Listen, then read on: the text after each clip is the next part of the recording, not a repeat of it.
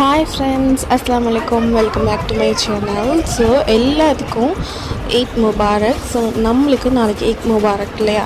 இது அன்னைக்கு night shoot பண்ண வீடியோ பன்னீர் பட்டர் மசாலா. ஸோ எப்படி செய்கிறதுன்னு பார்க்கலாம். ஃபஸ்ட்டு பன்னீர்லாம் க்யூப்ஸாக கட் பண்ணி வச்சுட்டு மசாலாஸ்லாம் எடுத்து வச்சுட்டு, ஸோ இது ஒரு பேஸ்ட்டு, தக்காளி முந்திரி பருப்பு பேஸ்ட். ஸோ இதை ரெண்டையும் அரைச்சிக்கணும்.